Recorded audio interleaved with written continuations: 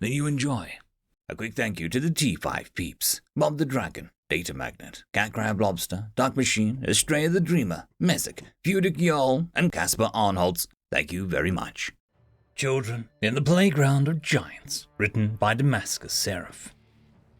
The Galactic Council first discovered humanity in the early years of space colonization. Primitive FTL travel barely fast enough to maintain a cohesive, unified empire across the pitiful backwater planets. Their ships, laughably small, that the first explorers who visited the humans thought they were personal ships or fighter craft.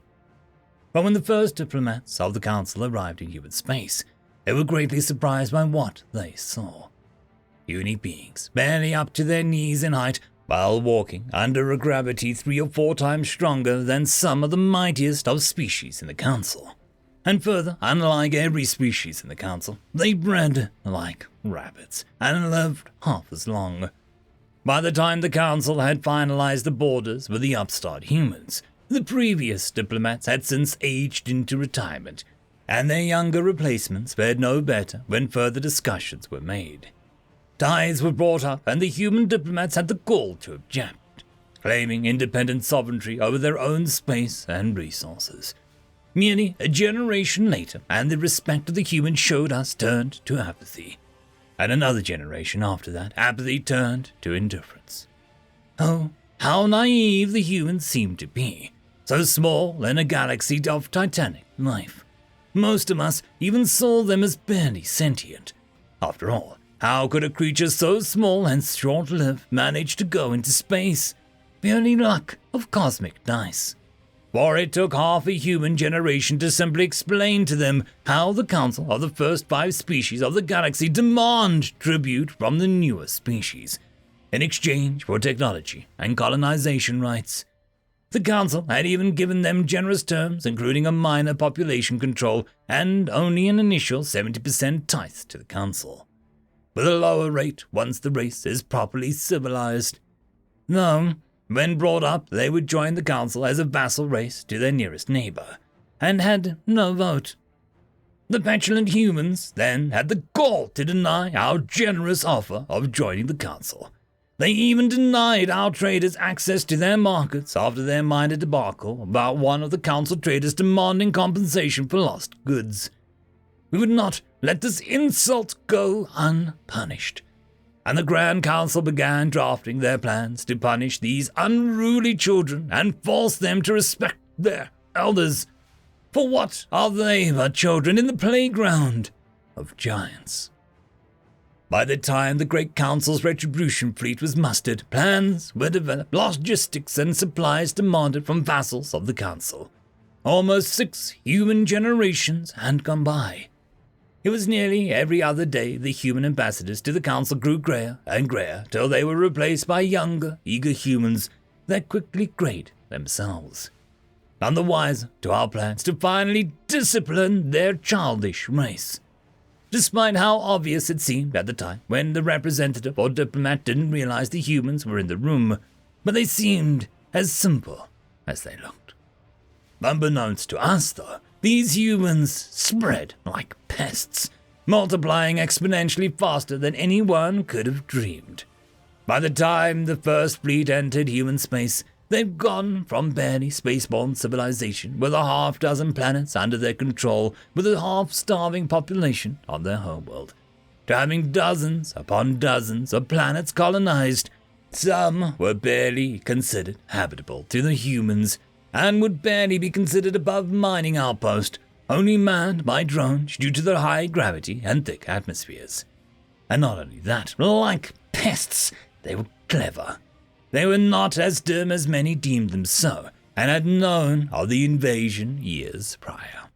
Our fleet, upon leaving their dry docks, were immediately noticed, and by the time they reached Terran space, there only were abandoned outposts and stations to be found. The humans had at least the wits to run instead of fight. Our admirals assured of victory as they drove the dagger with less resistance than a plasma torch through parchment, until the ships entered the system known as Alpha Centauri by the humans.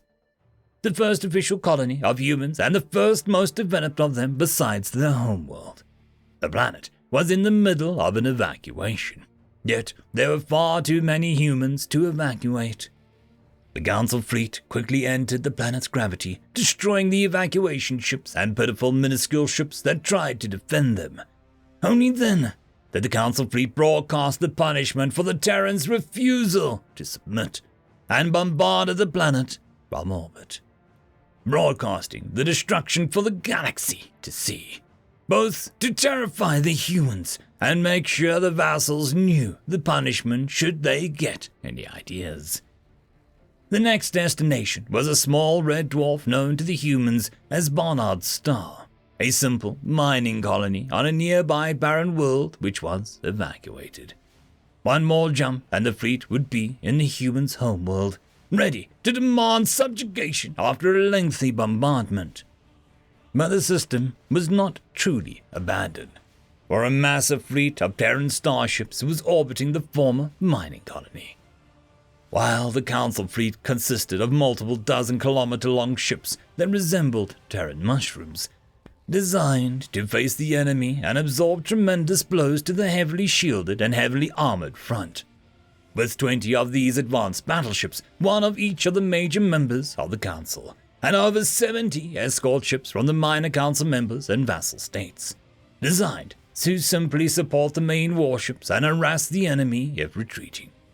But the usual tactics of the Council were tested when the captains of each battleship viewed the scanners and saw not enemy battleships ready to be destroyed, but a swarm of ships surrounded by a few hundred larger ships barely the size of escorts.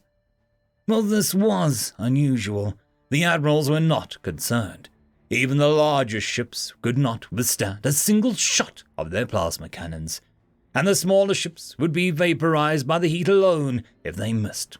This wouldn't be a battle, merely a slaughter. The first salvo of the venerable plasma batteries came a few days after the ships entered the star system. The Terran fleet already steaming towards the fleet. Every shot was aimed at one of their larger vessels, and surprisingly, most dodged out of the way. A few were hit and exploded in a very satisfying way, some taking a few of the miniature escort vessels that were too close. But total damage was less than hoped. And still, the Terrans flew closer, despite the enormous display of force that could destroy their best ships with glancing blows. They should have surrendered. How foolish. Once the Terran ships got close enough, still millions of miles away and only detectable on scanners, the Council fleet scanners began picking up hundreds, thousands of more contacts. Many of the younger officers were concerned for a fleeting moment before the scanners saw what they were. Nuclear missiles of various yields and construction. Many would not even detonate as they were built so shoddily it seemed as a child had assembled them. A single missile wouldn't have a dent in the shields, but 1,000 could drain them to an uncomfortable level. And thus, the order was given to the escorts to surge forward. Their point defense lasers designed to shoot down such pesky and nimble missiles that the battleships couldn't be bothered to deal with. As another salvo of hot plasma raced through space, the Terrans dodged most of these as well, scoring naught but a few kills on the smallest and slowest ships. The maneuvers performed would kill any other trace of the Council. Even those that had engineered their bodies with machines would gawk at the maneuvers so casually performed by the Terran ships. Surely their bones would be mulched by the G-forces. And yet again, the scan showed life signs of the ships that had performed even the most drastic of evasive maneuvers to have no casualties. And by now, the missiles of the Terrans had come close enough to be shot at. The point defense lasers of the escort ships lighting up the void, metaphorically, as they were invisible to most sentient eyes, melting the payload of multiple warheads, the engines, the computer systems. But there were too many. Even as each escort shot down a dozen every few seconds, the swarm had gotten dangerously close. Even the battleship's own point defense degraded themselves by having to open fire. Then, something strange happened. All the warheads fired out the missiles. Instead of having to deal with a few hundred remaining missiles, there were now 1,000 or more active warheads flying into the void directly at the ships. Despite the escorts' best efforts, the first frontline escorts were hit, lighting up space as each ship was hit by a dozen warheads, one after the other. But the scanner showed that those warheads were deemed shoddily construction as to not detonate, were merely fakes and designed to take shots for the real warheads to make.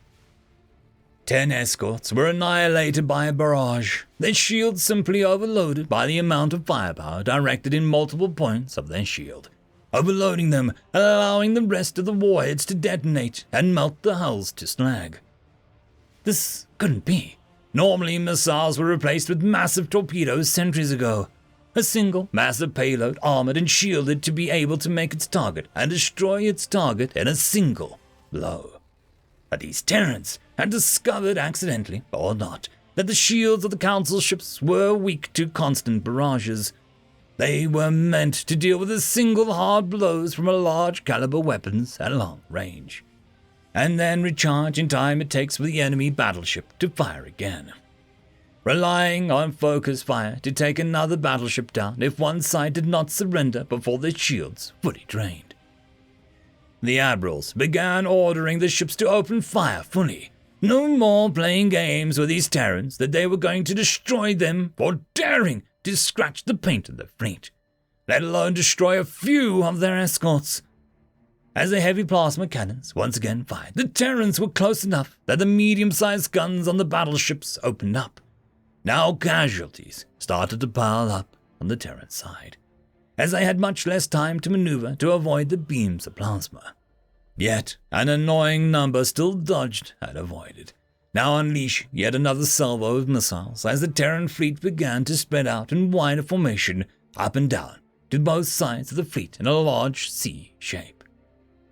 This time, the missiles specifically targeted the escorts, seeing them as the main threat to their barrages, and more exposed as they were in front of the mushroom-shaped battleships. Seeing this, many captains of the escorts began to panic and begin retreating towards the battle line, causing more of the escorts to begin to abandon their formation, turning and maximizing the engines, hoping to outrun the missiles or simply avoid them, turning off their comms as to avoid yelling from the council member admirals, ordering them back into line. Yet the cowardice was short-lived, as a sudden decrease in point-defense fire allowed a majority of the missiles to strike true, detonating one ship after another, overwhelming their shields and allowing the next volley of warheads to reduce the ships to scrap metal. Barely 7 escorts managed to get behind the battleships, which tanked the remaining missile barrage or shot down those they could, their shields flickering but easily holding out against the warheads. The fleet began to shift its formation, curling into a C shape as the Terran ships began to go around the battle line, and once again firing a barrage of missiles, except this time the larger ships of the fleet continued firing dozens upon dozens of missiles, each one scanned and showed to be carrying a much heavier warheads, nearly 10 times as powerful as the ones used by the smaller ships. At that point, it became crystal clear what was going on. The smaller missiles were meant to overwhelm the shields and keep up the pressure, while the larger missiles would either put the final blow in the shields, allowing for the barrage to pepper the battleship's hull with nuclear fire, or detonate inside the battleship and take it out in one blow. The admiral screamed orders to fire at will, though the crews need not have listened as they fired wildly into the swarm of ships and missiles, multiple of the large ships having fallen after unleashing their barrage, and many more smaller ships destroyed as they attempted to swarm around the battle line. The crews watching as a massive wave of missiles got closer and closer on the scanners, until they got close enough for the warheads to be released, quintupling the amount of contacts on the radars until they finally hit the shields. Cameras overwhelmed by the amount of bright light as millions of tons of TNT were detonated in mere moments. Multiple warheads never made it, vaporized by the previous warheads that arrived seconds before they did.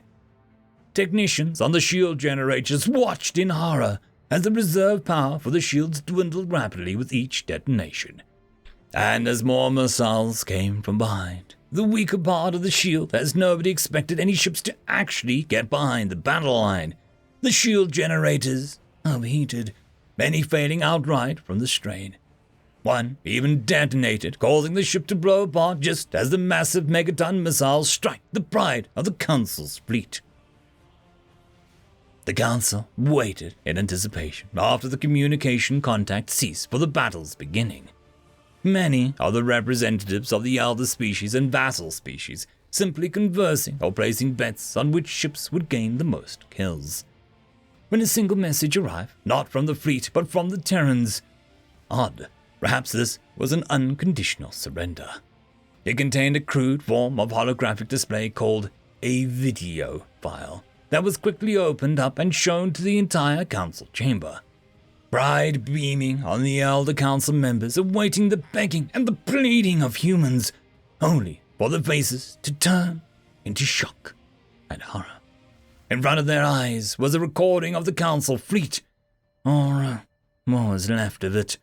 Barely recognizable, most of the remaining superstructure was molten hot and melted into each other. But they were certain that it was the fleet. A Terran flag waved in the front of the camera, with the words coming on the screen, "Remember Alpha Centauri," which showed the Terran flag behind the planet that had received orbital bombardment. Before the shocked members of the council could even process the information, another communication came. This time from one of the elder species colonies. They were under attack by the Terrans. Ships destroyed the space stations in orbit with nuclear missiles and shot down any ships attempting to leave. Soon, more reports showed up on the council computers, and even the personal communication devices of various representatives begging them to relay to the council that they were under attack.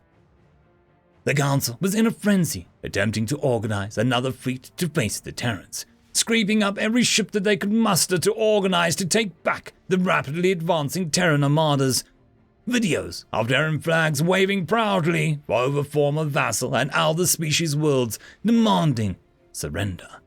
Some of the cities were unrecognizable, bombarded by orbit by humans' barbaric nuclear weapons due to them refusing to surrender. Then the warships attempted to regroup and organize were pounced on by the Terran raiding fleets. Lone ships were completely unprepared to deal with the nimble Terran ships, and the escorts that came from vassal fleets never arrived, as many began to overthrow the yoke of their former masters, pledging allegiance to the Terrans as they entered space, both out of spite for their overlords treating them so poorly, and out of fear of becoming yet another irradiated series of worlds. The war lasted another few years, as fleets organized by the Council were repeatedly harrowed by the Terran ships attempting to go from one world under invasion to another.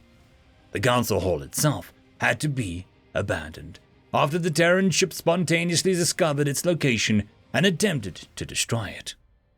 But after the third year, all resistance failed. The pride of the elder species has been thoroughly ground down, and what leaders remained that were not killed in vassal revolts or by nuclear weapons agreed to an unconditional surrender to the Terran Republic. The galaxy changed rapidly after that. Everything the Terrans did was rapid, as their lives were so short they did everything as fast as they could. While those that survived the war were still in shock a human decade later of their loss. Most humans had moved on, and a new generation was already coming to be. Under the Terran Republic, every species was eventually to be given a vote once reconstruction of the planets had ended. By the end of a century, most Terrans who had fought in the war were gone, with a new fresh wave of Terrans finishing the work the predecessors left, bringing a new peaceful age of equality between former vassal and elder species. The children who were playing in the giants' playground had brought the giants low, backed by nuclear weapons. End of story. And that, my friends, concludes this video. I hope that you enjoyed, and if you do, please consider supporting the author, even by popping over and leaving a thumbs up or a nice comment, just to show your appreciation for the story. However, if you wish to support this channel, there are links down below which will help immensely. I will see you all in the next one, and until then, I hope that you have a fantastic day. Cheers.